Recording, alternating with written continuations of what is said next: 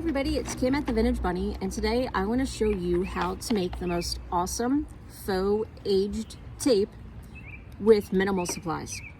I'd also like to apologize for any noise. My husband suggested I make the video outside, and it's a little noisy back here with traffic, but here goes nothing. So first off, the supplies you're going to need. First off is a piece of wax paper. I think I got this at Dollar General. Doesn't really matter, doesn't have to be good quality.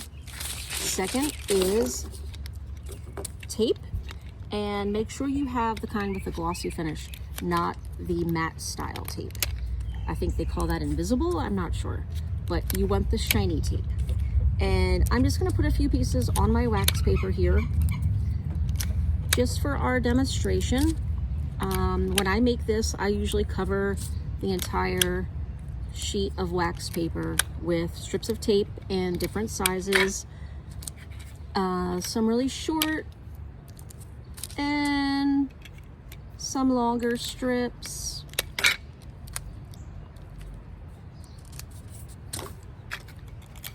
I think we'll do about half a page, should be good for us for today.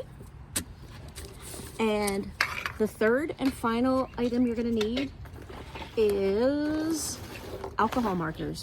I know a lot of people have made videos making this with alcohol ink, and I tend to like less mess. I prefer markers over ink if possible.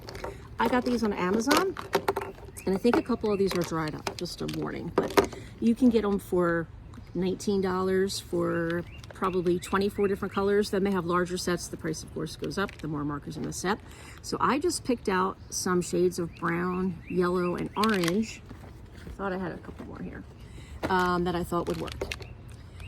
And what I do is I usually start with one of the yellow colors. I use the broad tip, move you down just a little bit here, and I just kind of color the middle of the tape. Doesn't have to be perfect, just kind of get some color on there. Cover the majority of the piece of the tape, because we know when we're working with aged tape, yellow is kind of the main color. I think it's yellow with some hints of brown and orange. Then I'm going to take this kind of, let me see what they call this. This is called terracotta. And again, I'm going to use the broad tip, and I'm going to go in from the ends of the tape and just kind of blend it together.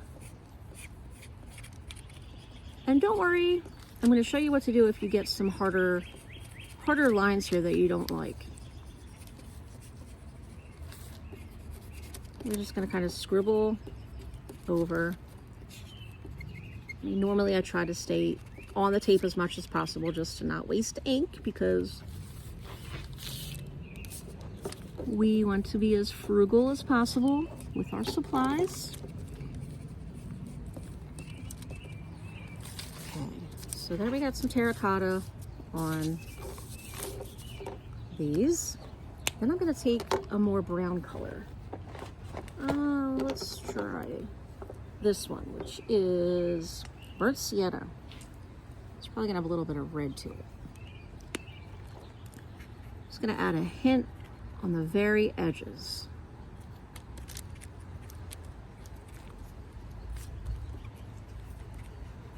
And this brand of marker is called, excuse me, Ogili, maybe? These, I skipped the terracotta and I'm just doing the burnt sienna.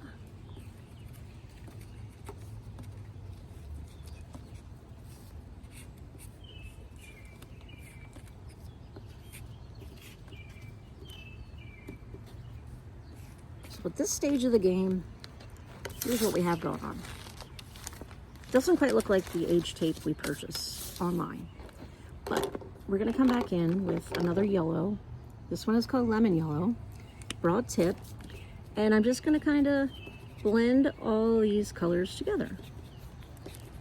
And you'll see that the more ink that you get on the tape, the more you get kind of a splotchy effect.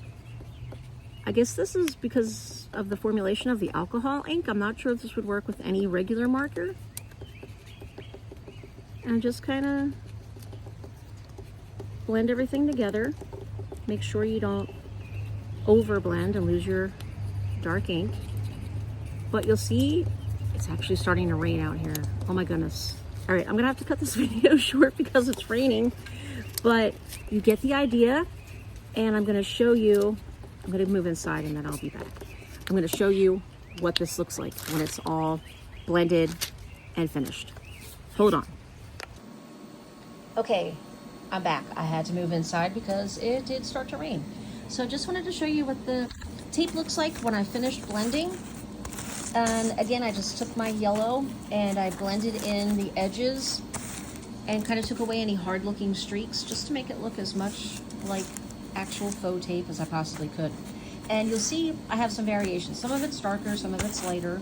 You can play around with this and do whatever you like. When we find actual vintage tape in books or photo albums, you see there are variations. I'm going to show you some other ones that I did. Sometimes there's just a hint of yellow. Sometimes it's very dark. It varies. So I like to do different colors and of course different lengths for different projects, and you can create this so fast and so inexpensively. You're gonna be using it on all of your projects. Here's some I did a little bit darker. I think this looks really cool, really aged. And these are more yellow. I did some long strips on here, and I'm gonna show you a couple other projects I'm working on.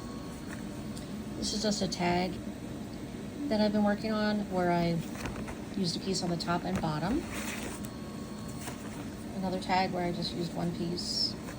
And then I wanted to show you how you can take an ordinary, simple printable.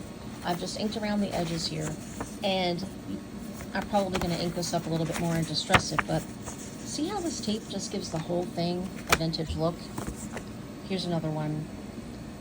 I'm probably going to trim that off, and then there's a piece for another project. Sorry, my puppy's been up here, and there's a little bit of puppy hair on that one.